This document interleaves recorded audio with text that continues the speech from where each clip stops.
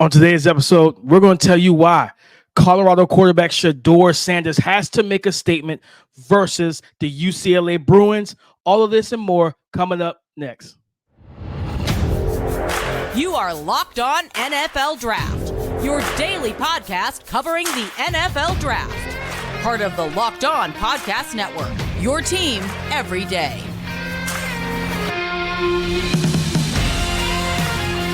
What's up, Locked On family? Welcome back to the Locked On NFL Draft Podcast, your daily podcast covering your favorite draft prospects, part of the Locked On Podcast Network, your team every day. I'm your boy, Damian Parson, always on the ones and twos. You can find and follow me on Twitter at DP_NFL. I'm a national scout over with the Draft Network. And guys, happy Friday. Thank y'all for making Locked On NFL Draft your first listen today and every day. Shout out to you guys for being our everydayers. But I got to kick this thing over to Mr. LSU, my partner in crime, Keith Sanchez. You can find and follow him on Twitter/X at TheTalentCode. Keith, talk to him, baby. What up, Locked On family? This is Keith Sanchez, senior draft analyst with the Draft Network, man, in 2019, national champ with those LSU Tigers, man. So you came to the right place for that championship level content, man, from myself. From Damian Parsons, we are your dynamic duo that you tap into every single day, 24/7, 365. We are who you come to for everything NFL draft. And like we like to say, man, whether it's college football, whether it's NFL football, it all starts with the NFL draft, man. We talk draft prospects, draft strategies, draft philosophy. We give it to you all, man, over here on the Locked On NFL Draft Podcast. DP, today's slate, man, we are making a statement. Who has to make a statement? DP already preluded. Shedeur Sanders, you're up next, right? It's prime time. I believe it's 6:30 Central Time. You are traveling to UCLA, taking on the UCLA Bruins. I think they're the number 22 ranked team with young quarterback like yourself, Shedeur, Dante Moore at the helm, Chip Kelly. You are trying to become bowl eligible. So we having that conversation. Then where you at, right? Like we talk about these draft prospects, man. We had you highly ranked coming into the season, and now we are looking for you. Where are you, man? So we're calling out a couple guys on the where you at segment, and then we're gonna finish this thing off with what the NFL schedule, NFL football schedule, rookie spotlight, which rookies need to perform, which rookies are we looking forward to see because they're in a big time moment. So DP, wanted to kick this thing off, but first, let's give them our title sponsor. Today's episode is brought to you by Prize Pick, the easiest and most exciting way to play daily fantasy sports. Go to prizepicks.com/LockedOnNFL and use the code in all lowercase LockedOnNFL for a first deposit match up to $100. Keith, you pick Shedeur Sanders for your make a statement player of the week for week what? Is this week 9 of college football? It feels like it's week 9. It feels like we've been going at it for a while now, man. With college football. Why does Shedeur, right, who's played very well all season, got incredible numbers, why is he your make a statement player of the week?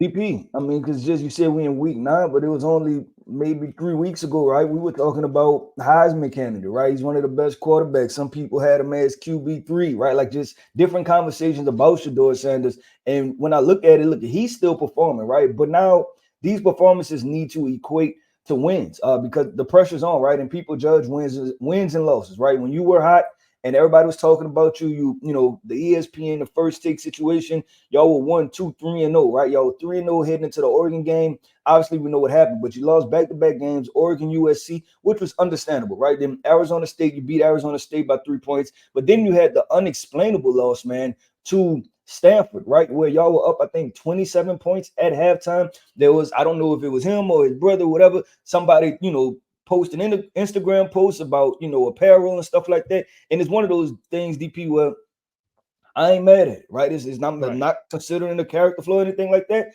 I just feel like, hey, if you're going to take it to that level, then you have to back it up, right? If you're going to talk the talk, you have to walk the walk. If you're beating a team by 100 points and you decide to go get your money and post something, I'm not mad at it. But you better make sure you come out in the second half and finish, right? Because now what? Nobody's buying that merchandise, right? So all of this winning equates to a whole lot of different things. So my make a statement player is Shedeur Sanders. And we don't know if he's coming out in the NFL draft, right? All signs are pointing to where he may return. But you're talking about being able to build the momentum, right? And if you do decide to come out, you will still judge every single game. And if I could finish up this last point, DP, y'all are trying to get the bowl eligible, right? The Cinderella story isn't over until y'all are bowl eligible. I get it. Everybody predicted that y'all will win 1 or 2 games. You're already at 4, I believe, right? Now look at the rest of this schedule, DP. They have The back end of the schedule was backloaded, right? They played UCLA on Saturday, 11th ranked Oregon State team, an Arizona team, a Washington State team that, if you don't provide any defensive resistance,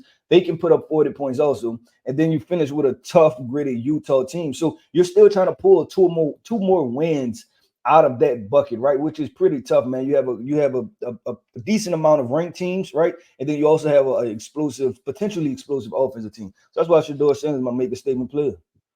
Now, I'm not mad at it, Keith. I think for him, you look at trying to get bowl eligible, it's a definite uphill climb. Why? Because even in that Stanford loss, like Shedeur was 33 or 47, 400 yards and 5 passing touchdowns, and his defense gave up 46. You got I cannot pronounce this young man's name, but the receiver Elik Ayo Manor, he had 13 for 294 and 3 touchdowns.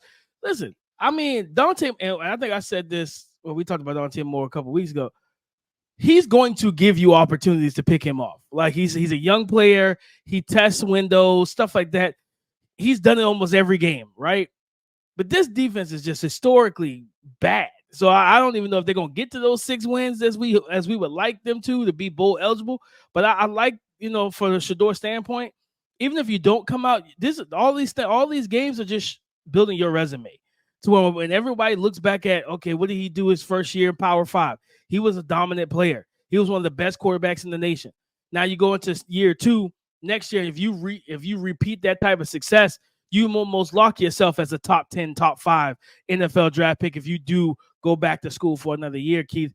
But for me, my make a statement player is Ohio State linebacker. It feels like we always pick on Ohio State defense, but I'm not picking on my guy, Tommy Eichenberg. And the reason why he's my make a statement player of the week, you have Wisconsin, if I remember correctly, when I looked at the schedule, I believe it said Wisconsin on the schedule for this week.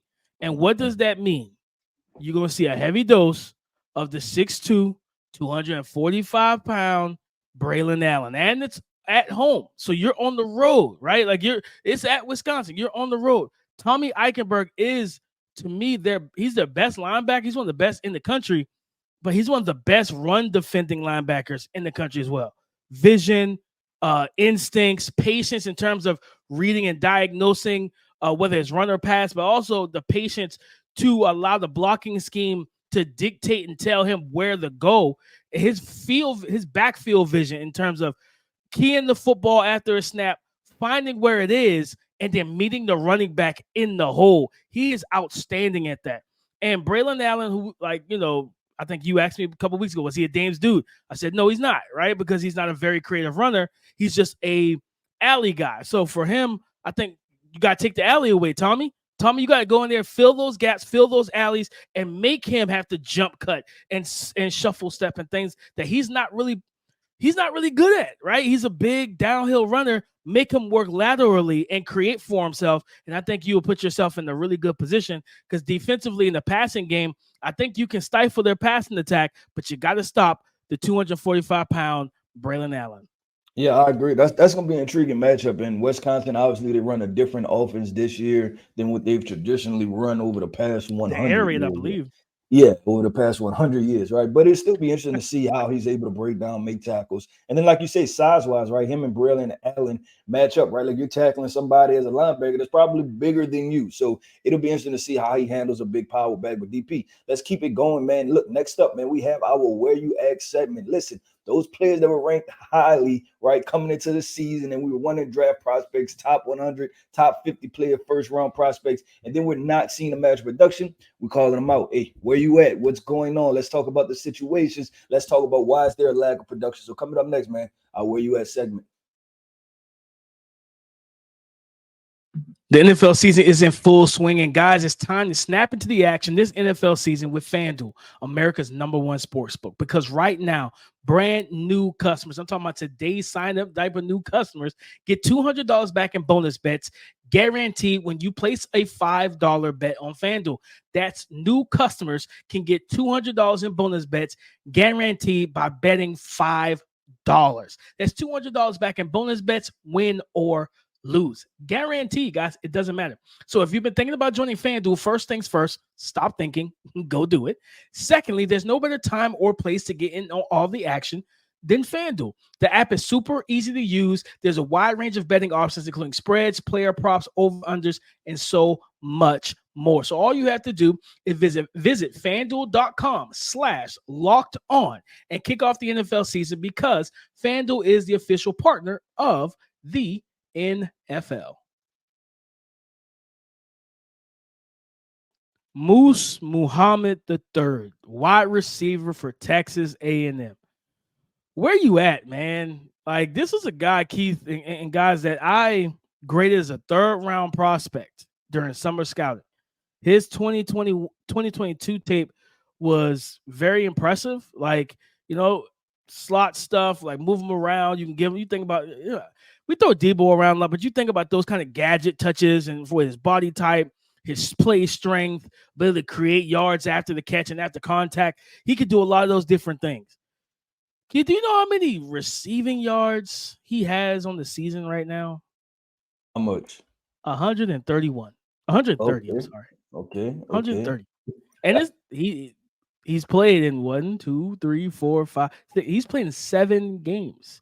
14 catches, 130 yards, 1 touchdown. So I can almost guarantee, guys, he's going back to college. I don't foresee him entering the NFL draft, but I need to know where you at, because I understand like the quarterback situation isn't the best, right? You have Max Johnson, who has thrown for almost 900 yards, and then you have Connor Wegman, who's approaching 1,000 yards, right? I get it, right? So it's 15 total touches, like 18, almost 1,900 yards between the two past those two quarterbacks, right? But then you, of course, Evan Stewart is the number 1 wide receiver there, and he's going to be a first-round pick in 2025 for the NFL draft. Anaya Smith, the converted running back into wide receiver, is there. Like him and Evan Stewart are actually tied on the team for receiving with 451 receiving yards apiece. Evan Stewart has 4 touchdowns. But like, again, when I look at Moose right now in terms of yardage, he's like 5th or 6th on the team in yardage right now. Like he's 6th.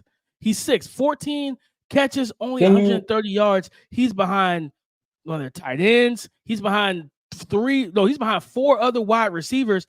And that's not something I expected coming into 2023, Keith. Like, I wasn't expecting a guy who played well, who was a consistent target for them for the most part last year, to be so far down the pecking order right now. So I don't know. I'm going to be honest with you. I don't know where he's at now, but I'm definitely keeping my eyes on where he's going to be at in the offseason, because I think he's going to hit the portal. Because It's like, what is the reason behind this, like, just downward spiral in terms of targets, production, everything? So, yeah, like a guy that I give a high 3rd-round grade to, too, Keith, which would have made him a fringe top 100.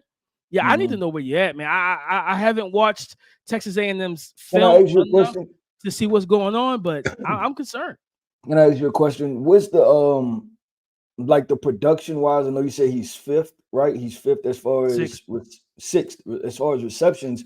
What is the share, right? Because I know they have Anais Williams, right, and they like to get a tight end involved. I know they have Jake Johnson and stuff, but like, is everybody else receiving a decent amount of targets and receptions, or is it like a big drop off? Just because I know that there's a quarterback issue, right, with Texas A&M. I know that they lost their quarterback for the year. Then now Max Johnson, the brother of Jake Johnson, is the quarterback. So is it a big drop, like a drop off from player to player? Is there a big gap somewhere? What do you see from it statistically?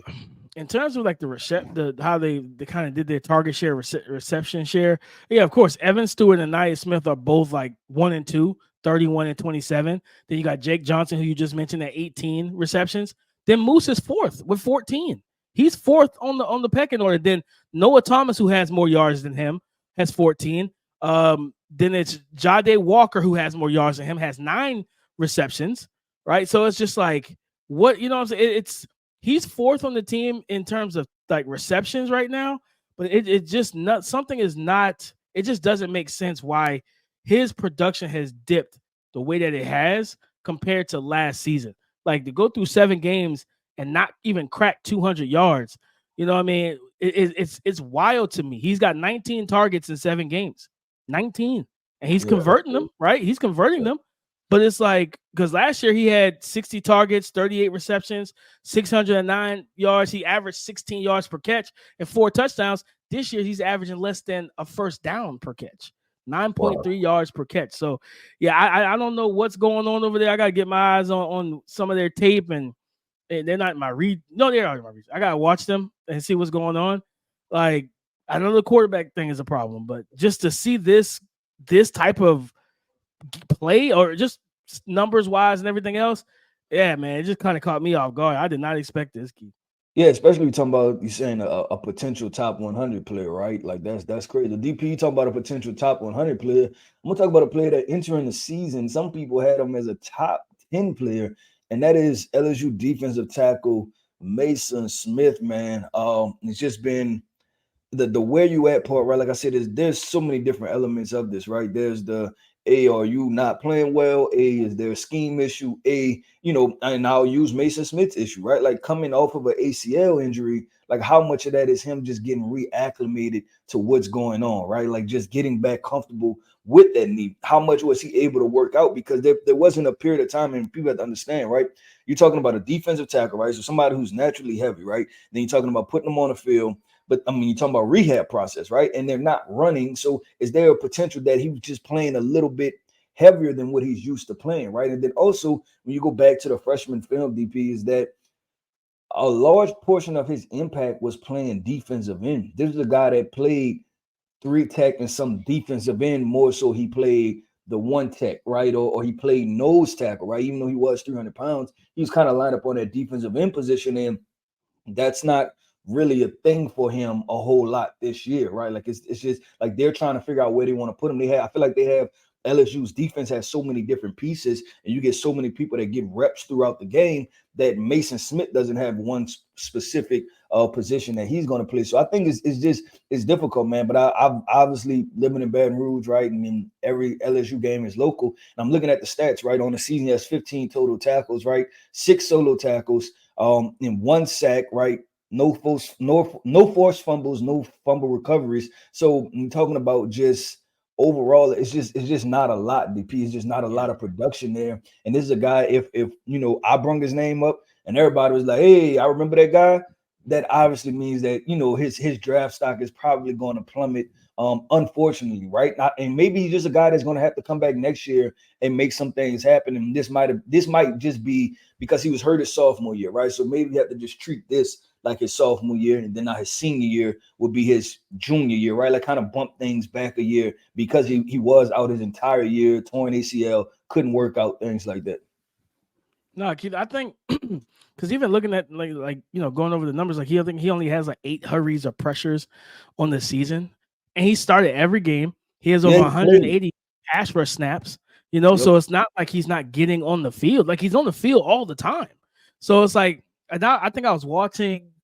I remember watching one or two of the games, and I was watching the defensive possession. I was like, Mason's on the field, but I can't tell. You know what I mean?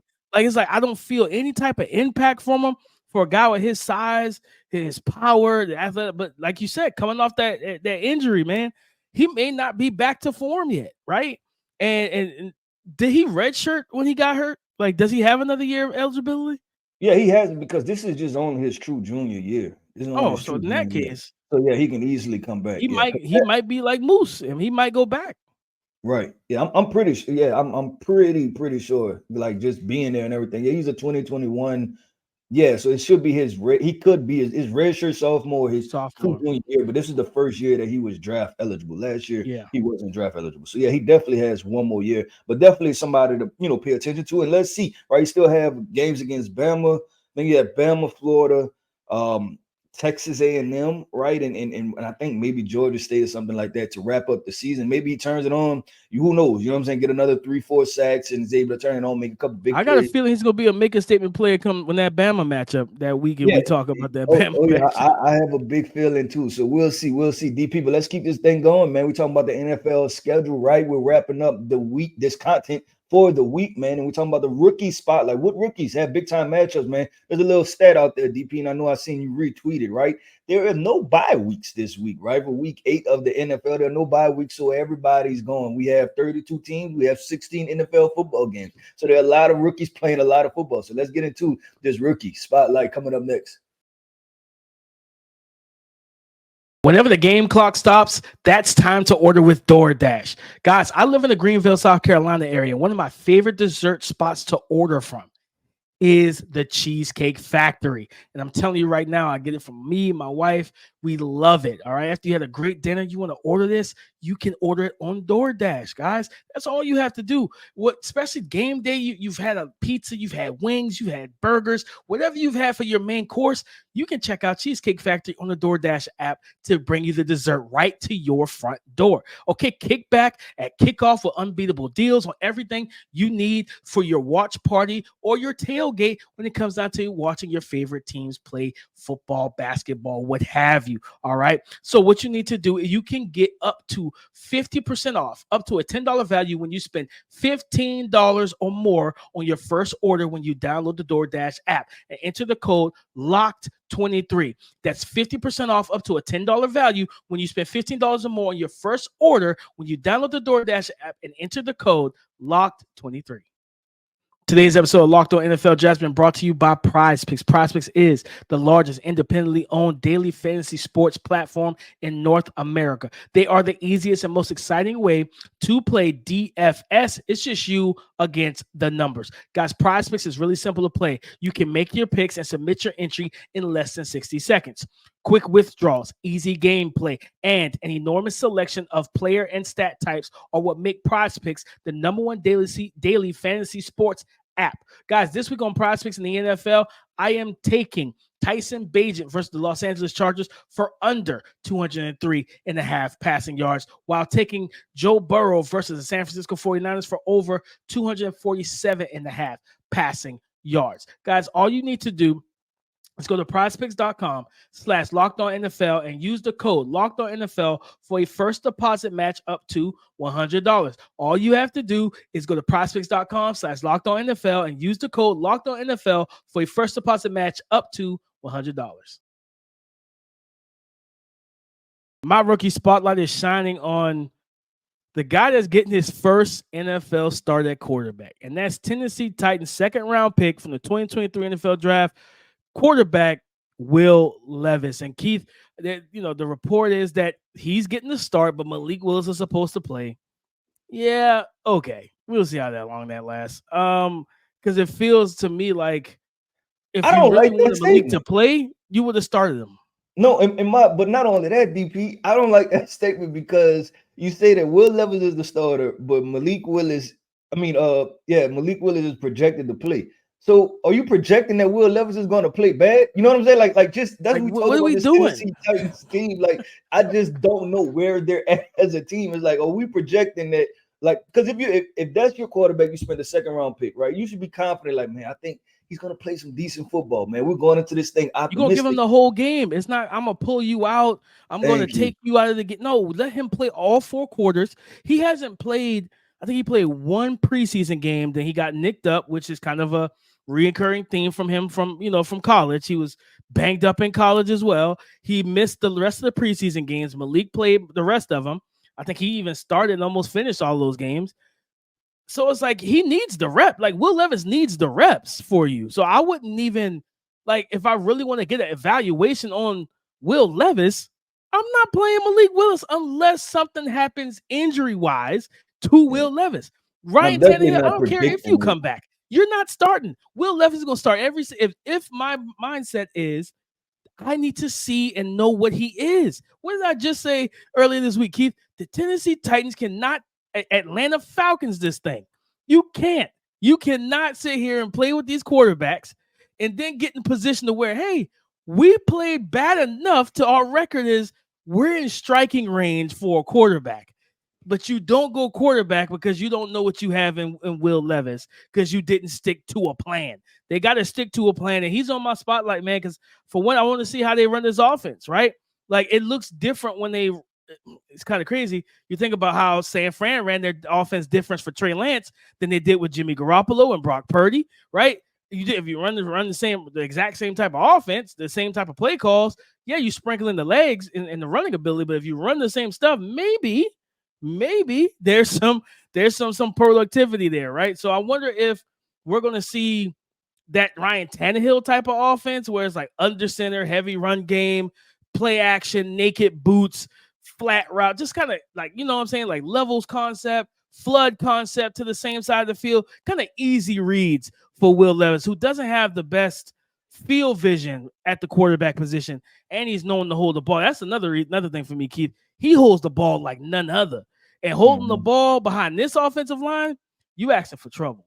Yeah, I was going to ask you what are your expectations from Will Levis, but I can kind of, they say context clues. I could pull some context clues about how you feel about this may go. I Just with him holding don't on know to what to football. expect. I'm a little nervous for him because he's gonna have to get the ball out quick, man. This offensive line has been giving up pressure game after game. He's got to get that ball out quick, Keith. Like we said this. Everybody talked about at Kentucky, right? Like, oh man, his offensive line is bad. Oh, he don't have any wide receivers. They all injured, whatever the case was. The offensive coordinator is not great, right? Well, he kind of just went to the NFL version of Kentucky, right? Like it's the same thing. We don't. The offensive coordinator is questionable. The wide receiver your best player is about to get traded because they're talking about trading Derrick Henry and DeAndre Hopkins at this point. The wide receiver core is questionable. The offensive line is not questionable because we know it's not good, right? Like there is no question about that. And he just went to the Kentucky version of the NFL. So I don't know what to say about that. Tennessee Wildcats. Yeah, I'll talk about my rookie spotlight guy, man. I actually have two guys, and I'm gonna need you to do a little research for me too, because I've done the research that I could. But I'm talking about defensive tackle from the Dallas Cowboys, Maason Smith, right? And the Dallas Cowboys they're on the West Coast, I believe, or they're playing the West Coast team, the Los Angeles Rams. It's actually, I think it's at Dallas, matter of fact. But I'm looking at Maason Smith's stats, DP, and I just need to make sure because I'm looking at game logs and recorded stats and stuff like that. And it matches what I'm seeing, just making sure that he's not injured, right? Or there's no injury thing. But I'm looking at recorded stats, DP, and this is a guy that it appears that he's playing every other game. Like I pulled up the NFL.com stats. He's played in every game this season. Like he's recorded 1 through 6. He's recorded a stat every other game, right? And you're talking about your first round pick, DP. This is let me say this again. This is your first round pick. And I don't even think on ESPN.com's depth chart, he's not even listed as the starter, right? He's the second string. And this is your he hasn't started the game. This is your first round pick, DP. And the reason we're talking about the spotlight is because when we talk about the games against Arizona, we're talking about the games against the 49ers, right, where they were able to run the football, set the tempo, and you drafted Maason Smith because you thought he was going to be that guy to be able to stop the run, right? Like he's supposed to be your defensive tackle version of Michael Parsons, right? That impact player to where he can go and wreck shop. And this is not a one-man show when it comes to the front seven for the Dallas Cowboys in Michael Parsons, right? You drafted him 26th overall, 25th, 26th overall from Michigan. He was supposed to do that. So you're talking about rookie spotlight, Maason Smith. I have to see more, right? I have to see more. I don't question Dan Quinn's scheme, right? Because he's proven that he just simply understands to put players in their best position, right? So it's not that, but we have to figure out what's going on because we know this is a big, strong guy. He's physical, he's athletic, but why is that not converting into any type of production? Keith, the two games you mentioned, the Arizona game and the San Fran game. He played 12 total snaps against Arizona. He played 22 total snaps against the Niners. So, and I think that Niners game, they really struggled against the run. They struggled against the run in both of those games. Yeah, they did. Yeah. To not put him on the field, like what is happening in practice where you don't feel comfortable putting him on the field in games, especially against running teams? Yeah, I would think that he would have an impact some way because Dallas's depth chart on the roster, right, especially at the interior defensive line position, it was not great. I continue to say that's something that they needed to draft over the past few years, right? And I know that they went and acquired Jonathan Hankins, I believe, on their depth chart. So that's something that's not bad. I believe it's Jonathan Hankins, put at the interior defensive line position. But DP, the other guy that I want to put on a rookie spotlight is Tyree Wilson. right? Las Vegas Raiders, another highly drafted edge rusher, top 10 pick, went to the Las Vegas Raiders. Supposed to be him, Max Crosby. We obviously know Chandler Jones' situation is kind of a to be determined situation, but now it's full go, right? You're not in the rotation, you are the starter. And unfortunately, DP, we're getting similar production with him as a pass rusher to what I thought we would get from him as an edge rusher. Right now, right? There was development that needed to be there with him coming out of the draft, and you're seeing that now. He recorded his first sack of the season last week against the Chicago Bears, and we know the Chicago Bears are, that play wasn't even like a pass rush win true type. It sack. was a chase down, last minute, like hit the ball out of the quarterback hand, and quarterback's rolling to his right. He catches his hand, strip sack, and they give him a sack for it. Yeah, so that's my two guys, DP. I wanted to highlight those two guys just to see what they do. And guess what? They both in big time games, right? Dallas, I think they play Los Angeles at the 3:00 slot, I believe. And then the Las Vegas Raiders, they're gonna be on Monday Night Football. So we'll be able to check out both of those guys and talk about them and see what's going on and just kind of really survey them. So DP, that wraps up my rookie spotlight. You know what that does? That wraps up the show for today, man. I want to say shout out to our everydayers. Thank you for tapping in with us like y'all do each and every single day, man. I am Keith Sanchez. You can find me on Twitter at The Talent Code. That is Damian Parsons, man. DP_NFL is where you can find them on Twitter, man. Talk to us because we like to talk back.